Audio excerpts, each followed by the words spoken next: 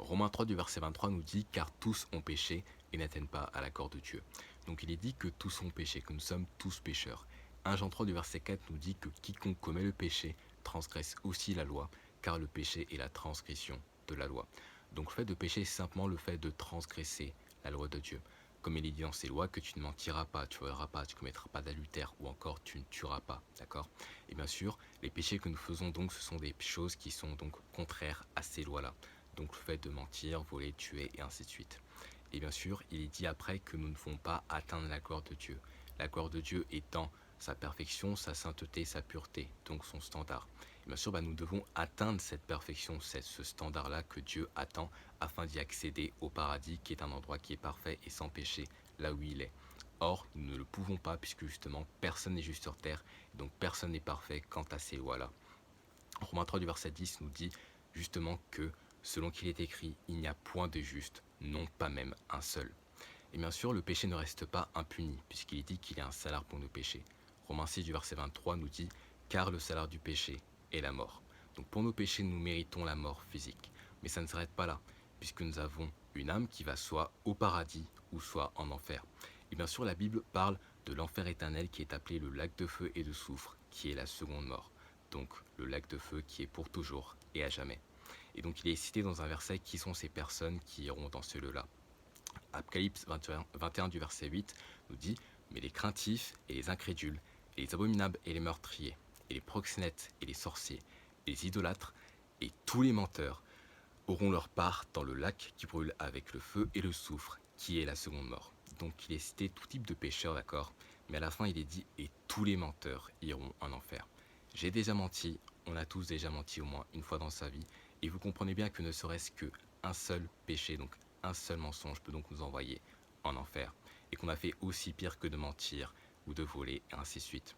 Et donc la chose importante à comprendre, c'est qu'il y a une différence entre ce que nous voulons et ce que nous méritons, d'accord? Il y a une majorité de personnes qui veulent aller au paradis, et c'est un fait. Mais il y a aussi cette majorité-là qui croit mériter le paradis.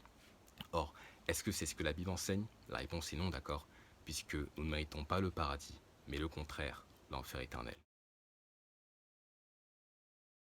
Mais Dieu ne veut pas que les hommes aillent en enfer, mais bien au contraire être sauvés de ce lieu. 1 Timothée 2 du verset 3 à 4 nous dit « Car cela est bon et acceptable à la vue de Dieu notre Sauveur, qui veut que tous les hommes soient sauvés et viennent à la connaissance de la vérité. C'est pour cela qu'il a fait quelque chose pour nous afin de nous sauver, donc de l'enfer éternel. C'est pour cela qu'il est dit dans Romains 5 du verset 8 qui prouve l'amour de Dieu pour les pécheurs, donc pour nous, qui dit « Mais Dieu dirige son amour vers nous, en ce que pendant que nous étions encore pécheurs, Christ mourut pour nous. » Donc Dieu par amour a envoyé son Fils Jésus-Christ, donc Fils de Dieu, Dieu manifesté dans la chair. Bien sûr, on parle de Trinité puisque Dieu est composé de trois personnes, donc un Dieu trinitaire, le Père, le Fils et le Saint-Esprit, et que ces trois-là forment un seul et unique Dieu. 1 Jean 5 du verset 7 nous dit « Car il y en a trois qui attestent dans le ciel, le Père, la Parole et l'Esprit Saint, et ces trois-là sont un. » Donc trois personnes qui forment un seul et unique Dieu. Donc le Père a envoyé son Fils Jésus-Christ, donc né de la Vierge Marie, et bien sûr, durant sa vie, il n'a commis aucun péché. 1 Pierre 2 du verset 22 nous dit « Lui qui n'a commis aucun péché et dans sa bouche aucune duplicité ne fut trouvée. » Donc il a été parfait en tout point, sans péché. Donc il a vécu une vie parfaite, sans péché, puisque justement il est Dieu manifesté dans la chair. Et sans controverse, grand est le mystère de piété, Dieu fut manifesté dans la chair. D'accord? Donc Dieu a été parmi nous, donc par Jésus-Christ. Donc il a fait beaucoup d'œuvres merveilleuses au nom du Père durant son ministère, c'est-à-dire de ressusciter des morts, chasser des diables ou encore guérir des malades, mais surtout le plus important, de prêcher la parole de Dieu. Et bien sûr, puisqu'il était souvent donc détesté par les Juifs, qui donc détestaient la parole de Dieu en ce temps-là et encore actuellement, et ils ont commencé à se moquer de lui, à l'insulter, et ensuite à être de plus en plus violents avec lui, donc de commencer à le frapper, et encore à cracher sur lui, et à faire toutes choses horribles à lui. Et donc à la fin, ils l'ont crucifié à la croix, donc ils l'ont condamné injustement à la croix, donc par malice, de par le gouverneur romain. Bien sûr, la Bible dit que lorsqu'il a été crucifié à cette croix, donc Jésus-Christ, condamné injustement, la Bible dit dans 1 Pierre 2 du verset 24, qui lui-même a porté nos péchés en son propre corps sur l'arbre. Donc, il a porté tous nos péchés. Donc, tous les péchés que j'ai faits dans ma vie, tous les péchés que vous avez faits dans votre vie, c'était comme si c'était Jésus-Christ qui les avait faits. Donc, il est mort pour tous nos péchés, passés, présents et futurs. Et bien sûr, après cela, il a été enseveli, donc mis dans un tombeau. Son âme et son esprit est allé en enfer pendant 3 jours et 3 nuits, donc en prenant la condamnation que nous méritions tous. Et le troisième jour, qu'est-ce qui s'est passé? Il a été ressuscité d'entre les morts, corporellement. Il a montré le trou dans ses mains à ses disciples, le trou de son côté. Et ensuite, après cela, il a fait son ascension au ciel, donc à la main droite de Dieu, donc du Père. Maintenant, est-ce que le fait que Jésus-Christ soit mort pour tout le monde et donc pour toute l'humanité signifie que tout le monde sera sauvé automatiquement? La réponse est non, puisqu'il y a une seule et unique chose à faire afin d'être sauvé de l'enfer. Et la question et la réponse est déjà écrite dans la Bible. Acte 16 du verset 30 à 31 nous dit « Messieurs, que dois-je faire pour être sauvé ?» Et ils dirent « Crois au Seigneur Jésus-Christ et tu seras sauvé. » Donc la seule chose à faire afin d'être sauvé de l'enfer, c'est simplement de croire en Jésus-Christ. Croire signifie simplement de placer sa confiance en lui, c'est-à-dire de mettre sa confiance en l'œuvre rédemptrice, en ce qu'il a fait à la croix pour nous sauver de l'enfer seulement, et donc de ne pas mettre notre confiance en nous-mêmes ou en nos bonnes actions ou en notre propre performance, d'accord? Puisque nous ne pouvons pas nous sauver nous-mêmes, c'est-à-dire par nos œuvres, par nos actions et ainsi de suite. On ne peut qu'être sauvé par le sang de Christ, c'est-à-dire le fait de placer sa confiance en lui et de ne pas donc placer sa confiance en plus donc de vos œuvres ou en vous-même, c'est-à-dire, d'accord? Il est dit dans Éphésiens 2 du verset 8 à 9, car par grâce vous êtes sauvés, par le moyen de la foi, et cela pas de vous-même, c'est le don de Dieu, non des œuvres, afin qu'aucun homme ne se vante. Donc il est dit car par grâce que vous êtes sauvés. Donc une grâce, c'est quelque chose que nous ne méritons pas, d'accord? C'est une faveur imméritée. Car par grâce vous êtes sauvés, par le moyen de la foi. Donc pour recevoir cette grâce, il suffit donc de mettre sa foi, donc par le moyen de la foi, en qui? En le Sauveur Jésus-Christ, seulement et pleinement, en ce qu'il a fait à la croix pour vous sauver de l'enfer, mort pour tous vos péchés, enseveli et ressuscité. Et cela pas de vous-même, donc vous n'êtes pas sauvé par vous-même, donc par vos actions, par vos bonnes œuvres et ainsi de suite, mais c'est un cadeau de Dieu, donc un don de Dieu. Donc Dieu vous offre ce cadeau donc du salut qu'il a payé pour vous afin de nous sauver de l'enfer et de vous sauver de l'enfer, d'accord? Et à la fin, il est dit dans le verset 9, donc non des œuvres afin qu'aucun homme ne se vante. Donc il est dit que ce n'est pas par les œuvres. Pourquoi? Afin qu'aucun homme ne se vante. Parce qu'il est dit parce que personne ne sera justifié devant lui par les œuvres de la loi, car c'est la loi qui donne la connaissance du péché. Puisqu'il est justement dit aussi dans Romains 4 du verset 5, mais pour celui qui n'œuvre pas, mais qui croit en celui qui justifie l'impie, donc le pécheur, sa foi lui est imputée à justice. Donc être justifié par la foi seule, en le salut qui est en Jésus-Christ seulement. Et une fois que vous mettez votre confiance en le Sauveur Jésus-Christ afin d'aller au paradis, alors vous êtes sauvé pour l'éternité puisque vous recevez la vie éternelle. Romains 6 du verset 23 nous dit « Car le salaire du péché est la mort ».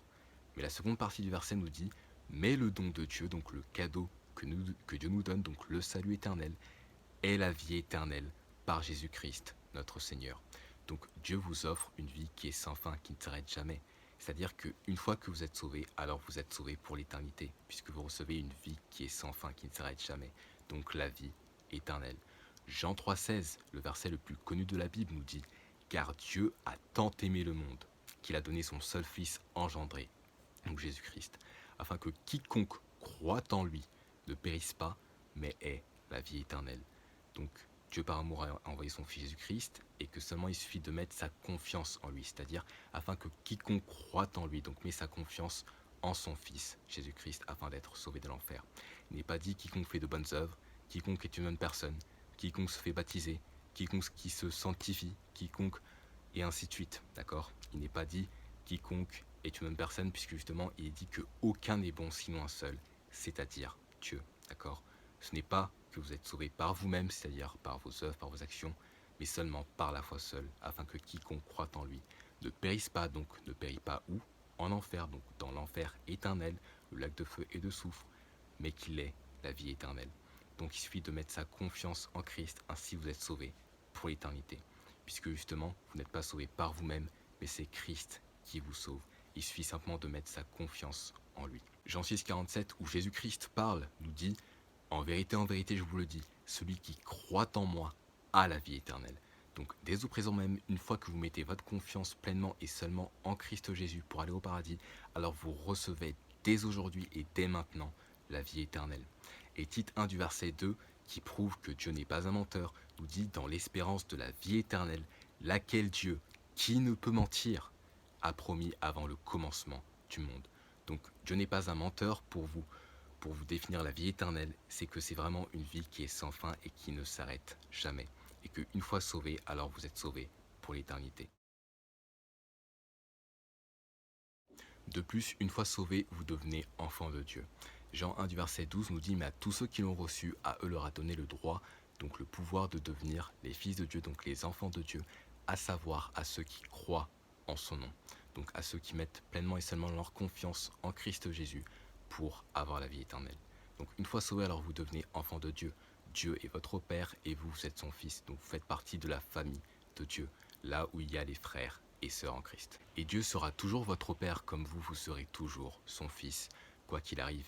Et c'est la même chose avec vos parents terrestres. Vos parents vous ont engendré et ils seront toujours vos parents.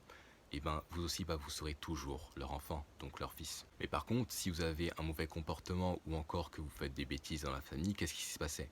Et bien vos parents vous châtiaient, d'accord, ils vous punissaient, d'accord, puisqu'il y a des règles dans la maison. Et bien c'est la même chose avec Dieu. Lorsque vous commettez des péchés ou encore que vous avez un mauvais comportement, justement, en tant que chrétien sur cette vie, sur terre, la Bible dit dans Hébreux 12 du verset 6, « Mais à celui que le Seigneur aime, il le châtie et fouette tout fils qui reçoit. » Donc une fois sauvé, d'accord, vous devenez enfant de Dieu. Mais si vous commettez des péchés après être sauvé, alors vous serez puni par Dieu sur terre. Et donc ce châtiment peut arriver jusqu'à la mort, d'accord. Mais bien sûr, vous serez toujours son fils, puisque justement vous avez la vie éternelle, comme dit avant. Maintenant, si vous croyez en tout ce qui a été dit dans la Bible, Romains 10 du verset 9 nous dit que si tu confesses de ta bouche le Seigneur Jésus et que tu crois dans ton cœur que Dieu l'a ressuscité d'entre les morts, tu seras sauvé. Donc tout ce que vous avez à faire, c'est simplement de demander à Dieu de vous sauver. Et tout cela, je vais vous aider dans la prière en ce moment même.